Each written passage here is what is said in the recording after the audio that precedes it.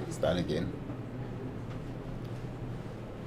Hello everyone, we are live this time for real. Some laughing in the background. We had some opportunities, as I said, and we've used them to stay on on live. Okay, we're talking to you curriculum chit chat and curriculum chit chat. I got it right, okay? Mm-hmm. Curriculum chit chat, and today we're talking about the Grade 6 National Assessment. You may have already heard from interaction on the traditional media, on the radio, that we have about 800 students, 417 girls and 437 boys. There are more boys than girls. Usually it's about equal. They are in 70 centers around Dominica, and on the 23rd and 24th we're going to have the action. The students will be doing their assessments. Of course, we're joined by the administrators of those exams, Mr. Gist and Ms. Candy Robertson, and they'll tell us what their particular roles are. But let's talk about the exams. Mr. Gist, good morning. Good morning. We're starting in June this year. Normally it's around April, May. May. Okay. Yeah. So yes, usually the exam falls on the last Thursday and Friday in May, but this year we had to make a change and put the exam back 1 month because of learning loss at the beginning of the school year. Students, we actually started late, and students were mostly online, and even when they went online, there were some students who either did not have device or they had no internet access. As a result, we were forced to push the exams back at least a month, and that was in an effort to be fair to all students. Okay, and Ms. Robinson, we're in July. Yep. We're in July. Yeah. How do you feel? I mean, I think we're fear. Mr. Giz mentioned fairness. Mm-hmm. It's all well and fair. Well, yes. I mean, normally the students have 9 months of in the school year. But the school year is 9 months, and so as he said, because the students started in October, and there was some learning loss, we had to take that into consideration and be fair, and ensure that the students got as much as they could in terms of instructions in order for them to be able to set the national assessment, which basically is the assessment is based on the curriculum, the year-long curriculum. Okay, so therefore we had to ensure that they covered as much subjects or concepts as possible before we assess them. Okay. Yeah, and we also have to bear in mind that the primary school actually started a month late. Mm-hmm. So it was only fair that we pushed the exam back a month. Yes. Yeah. We'll talk about that a little later. But national assessments, it's about a year preparing for these exams. On our end, on the back end, it's about a year's preparation, Mr. Gist. Yes, it is about a year's preparation. In fact, while teachers and students are on vacation, we are working. That's where our work begins. And there's some things that we do before the exam. So our preparation really starts in August, where we develop table of specifications, where we begin registration of students, where we actually begin developing the exam, piloting the exam. So it's a whole process. We pilot the exam, we refine the pilot, we print the exam, we package the exam, and then we ship the exam and administer the exam. So it's a year-long process, and most of this work is done by Ms. Robinson, who is the measurement officer. So, Ms. Robinson, your hands are actually in that thing. Yes, dipping in the Boyo office. Right, you're going to describe that for us. Well, yes, as Mr. Gee said, from August, a lot of times we look at what happened the year before. And we also write a report on that. I mean, we send it out to the schools. But we look at what happened the year before, and we try to ensure, because at the end of the day, we want everybody to do well. Okay, so as you said, we develop the table of specifications, We look at the questions that gave problems. Sometimes we may abandon those questions, or we may have workshops to help teachers in terms of teaching those concepts like agriculture and things that where students do not normally do very well. We develop the table of specifications, we develop the test items, but before we even pilot it, we have to, Mr. Geese and some other people look at it to determine whether or not the level of questioning is parallel with what is said in the table of specifications. We pilot those questions, we analyze the pilots, we look for problematic questions, we refine. We also have to take into consideration the registration of students, so we ask principals to send in the list of students from since September, and we continuously have to send it back to them to ensure that the names are spelled correctly, all these things that we package. And as he said, and the packaging takes a lot because there are so many different things going in specific packages. And then we, and after we package, then as he said, we ship it out, administer, and the cycle continues. Okay. And just to add, ahead. to that, Ms. Robinson indicated that after the test is developed, it is passed to me and the other subject, the subject experts Right. within the unit. Why does she need to do that? Because if it's a curriculum unit developing a test, why should we have? The thing is, unlike CXC and those other high stakes exam, while it was also high stakes, I should mention, the exams are not developed solely by the Ministry of Education. Teachers play a role in our exams also. So the items are actually we actually get assistance from the school. So the questions that are submitted, the questions that make up the test actually come from schools, come from teachers who have been in the business for a while. These come in and it goes to the measurement officer, Ms. Robinson. We put a test together, so we look at the test. So it is not a case of the Ministry of Education staff sitting in an office, develop a test and send it out. No, it is based on actual teaching in the schools. Yes, and the reason why some curriculum officers need to look at the exams and learning support advisors as well is because they are the ones that are going to the schools, visiting, seeing what is being covered. And so they can also give us insight as to what they think should be in the exam or not. So they, for example, they could say, we do not think that these questions or these concepts is being taught enough or whatever, so do not focus too much on this and so on. So it's not just a one person doing everything, it's a whole system putting that exam together. Yeah. There's a term that both of you have been using, banding around, table of specifications. Please explain that to the viewers. Okay, basically a table of specification is a test blueprint. Think of it, you don't build a house without a plan. Right. The same way you don't build a test without a plan. Right. If we're to just sit in the office and develop a test, we may have 10 questions on the same topic out of 50. We have a test of 50 items. We may have 10 tests in one topic and 15 tests in another topic and so on. But this is not the way it should be done. We have a table of specification. This table of specification is linked to the contents of the curriculum. Let me take an example. Mathematics. About 40% of our mathematics curriculum covers number and number concepts. That includes fractions, decimals, estimation, addition, subtraction, division, and so on. So, because these concepts cover about 40% of the curriculum, naturally it is going to be tested more. A concept like, say, geometry, which covers just about 5-10% of the curriculum, you would have a lot less questions. So the table of specification guides us to develop a test that gives adequate curriculum coverage. So the 40% of our test, of our mathematics test, will cover number and number concepts. 10% will be geometry and so on.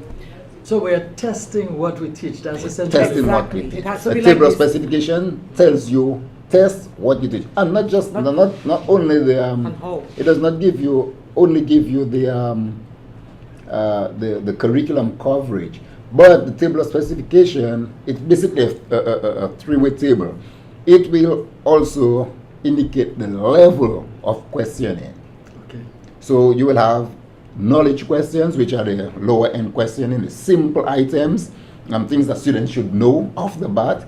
Then you will have conceptual understanding questions, things which requires comprehension, and then you will have Creative.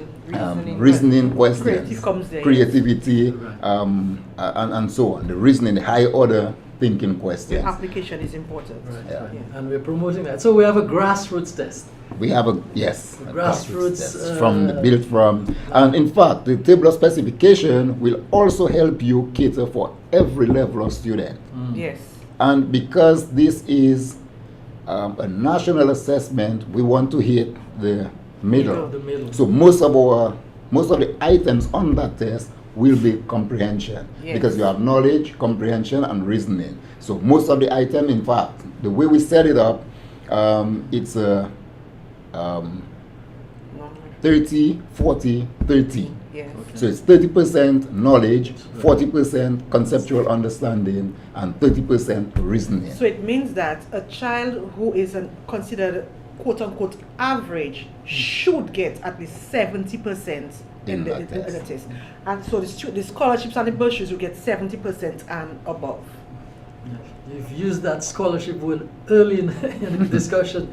I just wanted to, would this table of specifications be enough to make sure that the exam is fair? Are there any other? Well, yes, because a test in itself is a good test. Is supposed to be able to separate the students we consider to be weak, the average child, as well as the exceptional child. Yeah. So, and that is why when we report on the findings, I know Mr. Gitz and myself always talk about a histogram and norm reference. You notice that you have this curve. Okay, so it means that you're going to have a small number of weak students. The majority of your students are going to be on the average end, and then the small number which will make up the scholarships and the bursaries. But let us not give the public the impression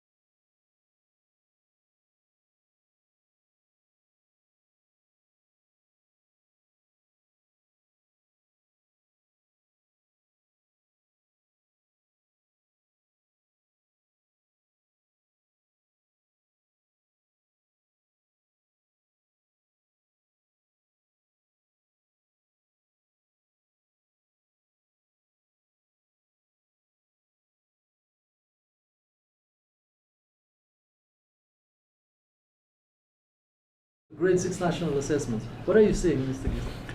Okay, in terms of trends, first of all, the grade 6 national assessment and the grades 2 and 4 national assessments, they are different. So it's much easier to catch trends in the grades 2 and 4 national assessment than it is the grade 6 national assessment. Because like I said, students are compared to other students rather than just the curriculum. Right. However, when we do raw scores for students, the change is the scores really changes over the years. Again, this is because of the design of the test. So every year, the test will range between 60. The average will range between 65 to 71% Yes. every year. If it goes too much above that or too much below that, in the pilot, the test will be reviewed to fall within that range.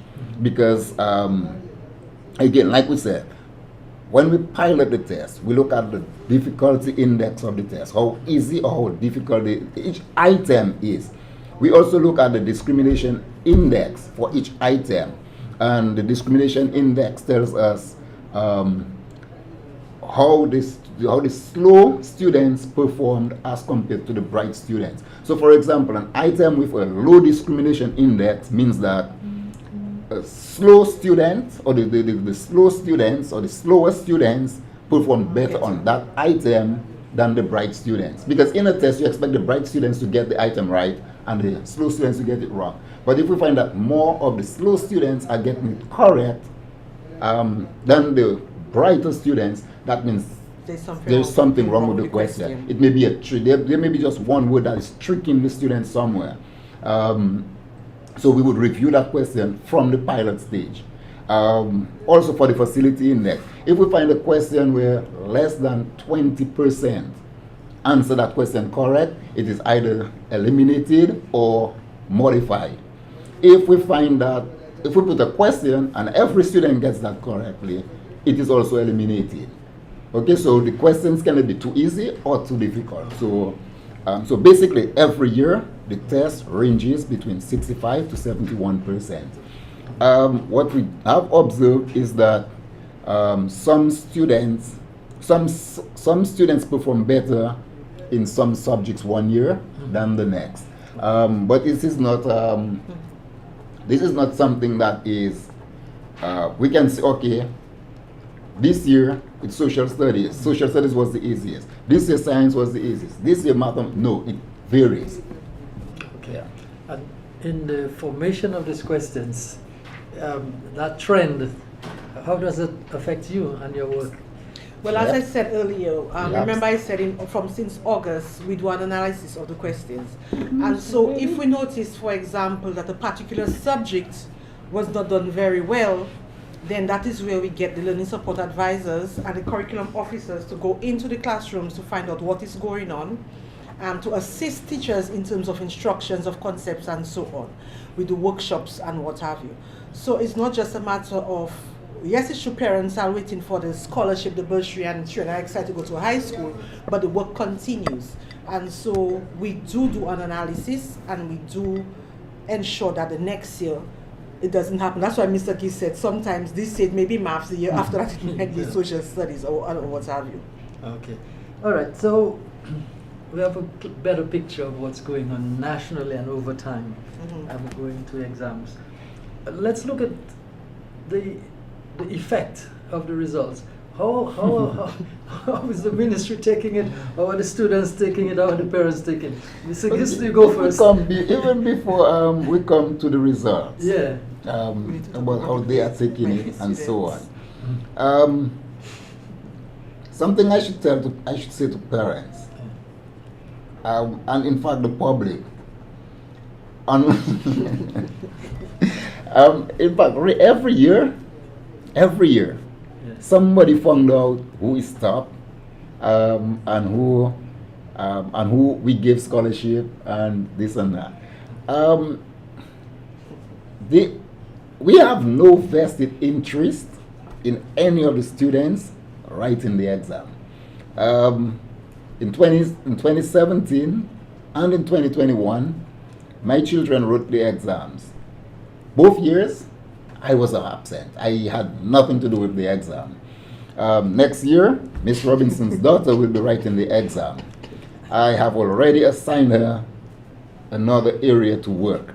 So she will, so she will not be there. So I'm saying this to indicate that we have no reason to alter scores for any student. All right? Parents are usually excited. Everybody wants to know the results.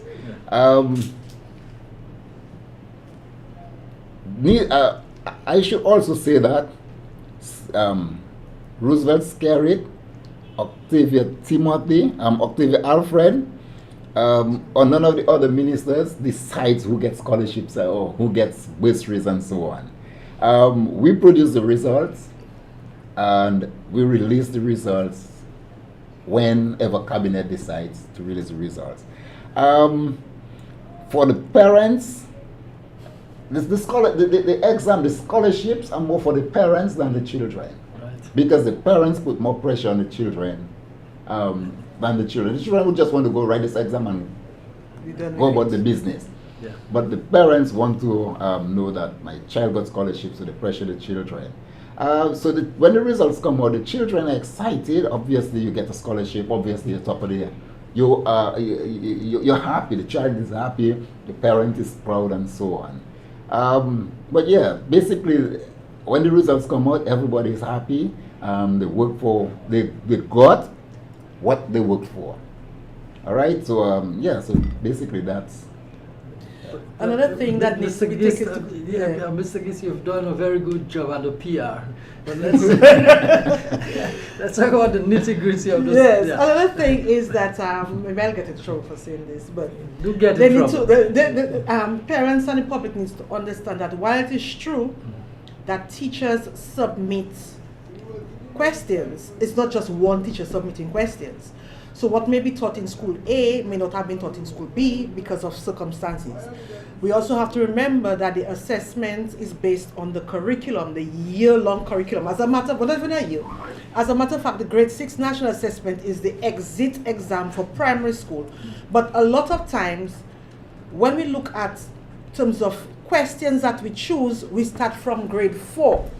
And that is why even after Maria, students still did well, because although they did not have enough time in grade 6, but because the questions range from grade 4 to grade 6, the students had covered enough information because the curriculum is spiral, meaning that you start off in one grade and then it increases in difficulty and expands in terms of content. Right. Okay? And so what parents and the public needs to understand, because we say it's a normal reference, it's a high-stake test. In a school, 85% in maths is an A. That is an A for science. That is an A for social studies. And that is an A for language. Right. As Mr. Gies said, because it's high-stake and it's standardized, the grades change based on how the students perform, and it's the same thing for CXC.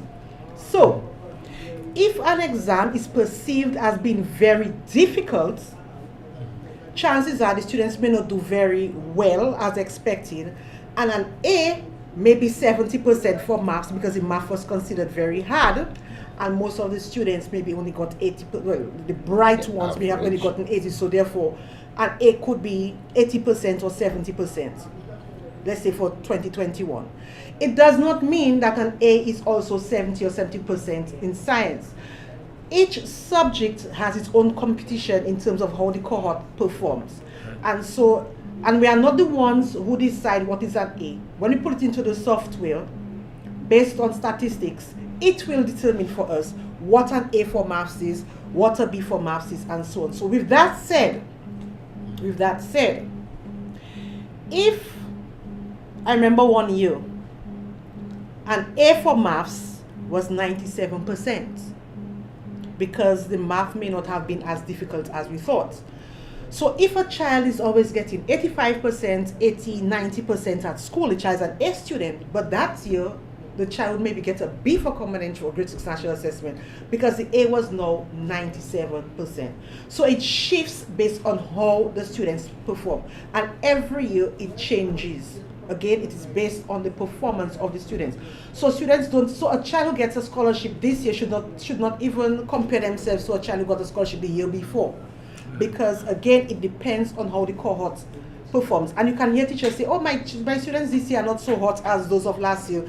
Or I have a better set of students this year than last year. And that is what happens when we administer the grade 6 national assessment. And also in addition to that, like I said, the exams, we try to have the exam at a specific range. Right. And students are being compared to others. And as Ms. Robinson said, all tests in our schools are not created equal. Yes. All right? So you might find in school A, a teacher gives a test, and the average for that test with that group of students, that test that the teacher created with her specific students, the average would be say 70 because of the students she have. You take that same test to another school, and everybody in that class would run through that test like a piece of pork. Just run through it. It's easy. Slice. All right. Yeah. So all tests are not created, and you take the students from that same school. The average for that test was say 70. You give it to, you transfer it to school A. The students got 50 or 40. So all tests are not equal. So when a teacher says that, oh, but he was my brightest student, he only got A's and so on, you have to look at the quality of the test in that. And the quality of our tests, I'm not boasting, and I would be ashamed if it was not so. The quality of our test is expected to surpass the quality of tests at the schools. Okay. All right? Yeah. If all of this that we've discussed so far, very technical stuff, confuse the parent, what should the average parent take out of all of this technical stuff we've been discussing? Okay. First of all, if we're looking at scholarship, all parents want scholarship for their children. Yeah. Every parent wants scholarship. If you want a scholarship for your child, the Ministry of Education, every year, we have past papers available. The parents, and this is one of the best ways to study. You go to a university, you ask any lecturer, any professor, any student who have been to a university, what is the best way to study? They will tell you, go to the library, get some past papers, review that. This is the best way to study. It's the same thing for the grade 6 national assessment. We have the papers studying of all, the past papers. Parents, you may not be able to be at your child's school every day, but you can get the papers, you can get the curriculum guide, which is on the Ministry of Education's website, education.gov.dm. You can get that, know what your student is supposed to do, go through the past papers with the student, and have your student aim to get 95% or more on any given past paper. If you want a scholarship, this is what you have to do. And don't wait for The night before. now. If you're waiting for now Yeah. to work with your student, you might as well go to the beach with your child and enjoy, because there's nothing that the child can get now in 4 days, 5 days before the exam that they did not get before. If they did not get it in 7 years, they're not going to get it in 1 week. So And, just let the children another do thing that. I need to add to that is Yes. I don't want them to believe that Mr. Gis is saying, study the papers only. Right. That's not what he's saying. That's why I say go with the curriculum. Yes, you go. Yeah, that's why. Curriculum and the test. Yeah, that's why I want to reiterate that you go to the curriculum and you look at the questions, the trend in which Right. the questions Trend. are written, the way the quality of questions compared to what the school is providing. But what we really want you to do is look at the trends of the question to see how the questions are written and the quality of questioning that is used in these papers, and that is how you help your child to study. And as Mr. Key says, you need to also use the curriculum, because another thing that you need to understand, while a child may be an A student at school A, the teacher, for circumstances beyond their control, may not have been able to complete the curriculum. But don't expect them to complete the curriculum. But when we write the assessment, because it's high stake, we have to try to cover the entire curriculum. So that is what we are calling on parents to do the additional work of working with your students, your children at home. Use the curriculum to add to what is given to at the school. Okay, so we've got a clear idea, the psychosocial impact of those exams. Okay, but the final preparation, what would we advise students to do at this time? Mr. Gissi, go first. Did you Relax. say relax? Relax. Yes. Relax. Explain. By now, the students should be relaxing. By relaxing, I don't mean just do nothing. But just bear in mind, again, if after 7 years of primary school you are not ready for grade 6 national assessment, trying to cram the last 3-4 years of school into 1 week is not going to make sense. So what students should try to do now, relax a little bit, play a little bit, relax a little bit, play a little bit, but take some time to just go over the notes that you have done in school. Look at the tests that the teachers give you. Go over it. We're in a world of technology. Every child has a device. The Ministry of Education, the government of Dominica, and the OECS Commission gave every single child in Dominica a device. Almost every home has internet. I'm not saying all, almost everyone has internet access. The students should now be looking at some past papers. If they're not sure of the answer, Google it, get some more information, because the question is not going to come back the same way. The question may be tweaked, you never know. Just relax, go over your past papers, ask your teachers questions, sit with your teachers. If there's anything that you're not sure, question them. You still have a week to question. Yeah, just relax, basically. Relax, relax, relax. Mr. Robinson, are you relaxing? is that the... Yeah, leave the stress on us. Right, is that true? Leave the stress on you? Yeah, because one of the things that, what I know as an adult, and I'm sure parents know because everybody has been to school, is that when you put added pressure on yourself to perform on the day, sometimes forget. There are students who get sick on the day, not because they are sick physically sick, but psychologically they made themselves physically sick, because parents are putting pressure on them. Sometimes they put pressure on themselves as well, you know. So by now, as he said, you should just be going over stuff that you can't remember, going over stuff that gave you difficulty. But it shouldn't be a situation where you quote unquote are cramming or trying to, as he said, put 4 years of information into your head. If that is the case, on the day of the exam, you're going to forget everything. So relax, take a deep breath, go to bed early. Would that calypso help? Sawa, enjoy myself. Okay, all right. So yeah, so basically relax. And I mean, we're in the closing moments of the program. Everything is ready. Yes. The schools are ready. The schools should be ready. They have a couple of days, but the schools are ready. They know where the centers are. They know who are the people coming to supervise the students. They know who are the teachers of their school who will be there assisting. We also have not just teachers, but we also have Ministry of Education officials who will be going around. You yourself, Mr. Henderson, is known to go to different schools just to ensure that everything I've been assigned. You have been assigned, yes. Going around to ensure that everything is okay, especially as it's going to be online.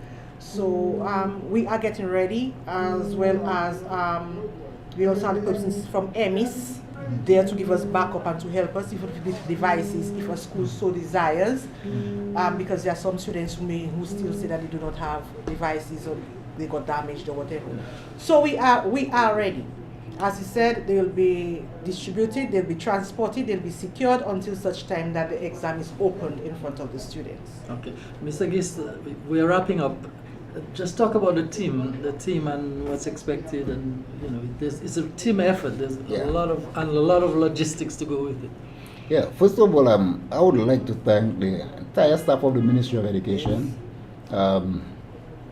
If there's one thing when it comes to teamwork, we are good at that. After Erika, after Maria, during COVID, and especially during national assessments, the Ministry of Education staff, that if there's one time They come together. you can say, if you're looking for unity in an institution, during the Grade 6 National Assessment, yeah, I can truly thank the entire staff of the Ministry of Education. We have never had issues with any of them. They are all out in the field, they're out in the schools. Everybody. Every one of them, they're out in the schools ensuring that everything works smoothly. And I know that this is how it's going to be again this year. It is a team effort because Ms. Robinson and myself in the curriculum, in the measurement unit, there's no way the two of us could administer a national exam at 58 primary schools, 70 centers. There's no way the two of us could do it. So I'd like to really thank the Ministry of Education staff, the entire Ministry of Education staff. And I want to thank also the teachers, the supervisors, Right. who have to leave their comfort zone, leave their schools, because they go to work at a specific school, but these supervisors now have to go to a different school, a different environment, to help to supervise the students and to ensure that the national assessment is administered smoothly. So I really want to thank them as well. And there are two people that they are the hardest working members on this team. They're the ones printing and packaging the exam. The two administrative assistants for measurement, one for measurement and one for curriculum. Yes, we have to call them. Yeah, Miss Richards, Kendra Richards and Juliana Paul. They are the ones who have, let's just put it this way, without them, without the administrative assistants, The logistics will not yeah, work. we cannot have that. These two young ladies have this exam packaged, sealed, and ready for delivery next week. So I really like to thank them for their hard work.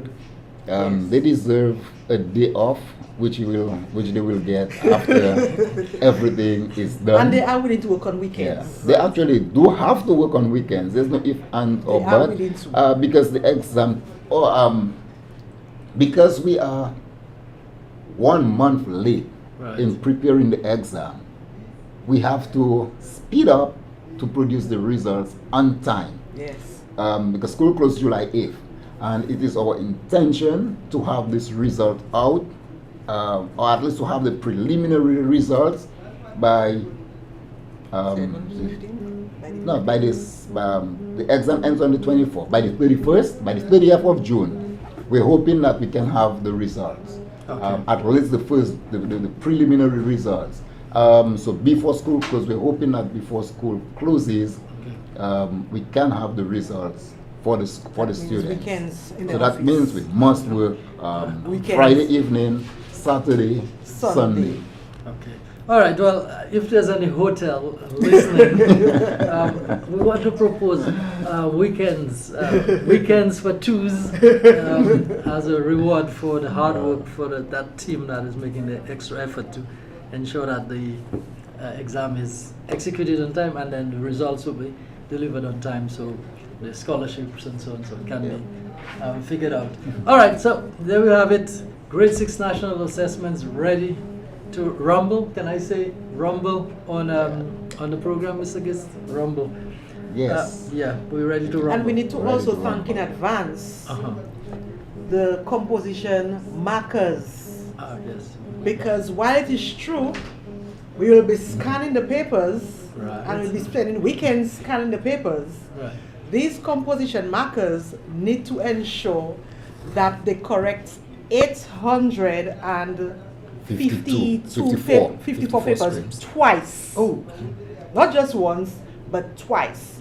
So one paper may go through 2 or 3 markers at a time, because we do not just leave it to chance that one person will mark a paper, somebody else has to mark it again. So those 800 and something papers have to be corrected twice. And I must say, these markers have 3 days to do it. Yes. 3 days. And sometimes they do it in less time. and we are very happy. But we give them 3 days in which they come from morning, they sit and they mark for the entire day for 3 days. So that is why we are able, because without the composition components, we cannot give the results. So while it is true the scanner might be able to, we might be able to scan within 3-4 days, we need to make sure that the markers. So thank you so very much in advance. Okay, and the markers, we're going high tech, but that composition thing, we can't do that yet. Yeah. High tech. Yes. Actually, this gives us the opportunity to review our assessment process. Yes. And the success of this online assessment, the social studies, will determine how we move in the future. And if we find that we are able to do all of our assessments online, safely and comfortably do all of our assessments online, we are looking at more authentic assessments for the Yes. writing component, So which will include portfolios, and maybe not just at the grade 6 level, Yes. but maybe from the Grade 3. grade 3, grade 4 level, Yes. and move it up. So the students will actually be moving up with a writing portfolio. But Almost Yes, like so CCSLC. we'll be looking at more authentic. The success of this will help us look into more authentic assessment. In fact, from September, we're hoping to pilot this this writing process with the students, so we don't have to have a final writing paper. But Mr. Giz, I would, I hate the word, but as a devil's advocate, I would say, wait a minute, what are you testing when you do it the way you're suggesting? What exactly are you testing? We're testing students' ability to. Okay, think of this. Think of this. There is no real profession in the world. There's no profession in the world right now that requires writing, To be where accurate. you have 1 hour, not 1 hour, you have 45 minutes. 45 to minutes present a report. to sit, write a report or a story. That you had no idea about. You have no prior. idea before. There's no profession. That's my profession, Mr. Giz, that's journalism. Journalism, no. Journalism, they know what they're going for. Curtis Murphy does not leave DBS and just go out and see a story and write it. Sometimes he does. Yeah, but he knows what he's going for. And he does not write it and present it in 40. He does not write it and present it in 45 minutes. Yes, that's true. There's nothing new under the sun. Exactly. He does not write it and present it in 45 minutes. Because Curtis Matthew will not, the news is at 13:15. Curtis Matthew will not go out at 12:30, get a story, write a story, and present it on the 13:15 news without knowing that he was looking for something before. So we are actually putting our students through that. And in retrospect, it is not really fair to the students. And although they have to do it at CXC and higher levels, Right. but when they go out to the real world of work, it is not required of them. But they'll so be it's time prepared. that we begin to change it. Right. Yes, they will be prepared. So what we are trying They to will be do prepared. So, is the yeah. journals and the portfolios will actually help to improve on their writing skills. Yes. Because at the end of the day, that's what authentic assessment is about. It's improvement of skills. And it's assessment for learning. What do I need to learn? What did I need to improve upon? And that is what the real world is about. Right. Because even when we talk about we writing the grade 6 national assessment, what did we say?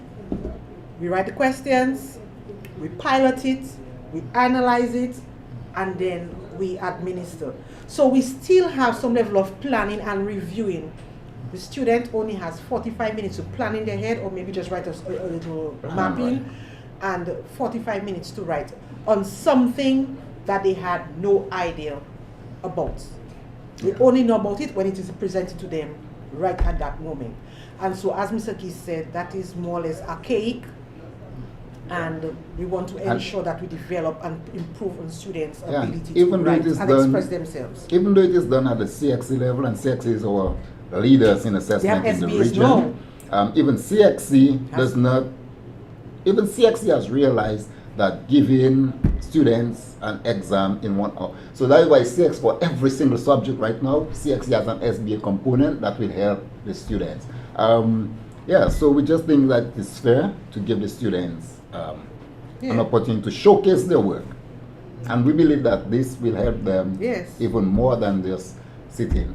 So the 4 papers, the 4 multiple choice papers will take care of separating the bright from the brightest. Okay, well, I think we've practically run out of time. You guys have taken an hour just to say that students in Dominican, you are in safe hands with the Ministry of Education. Yes. Thank you very much for that. This is number 2 in the curriculum Chit Chat. Of course, you'll be looking forward to some more in the weeks ahead. We just want to thank you for joining us again on this program. Thank you, and see you next week. Yeah, well, maybe not us, but yeah. Another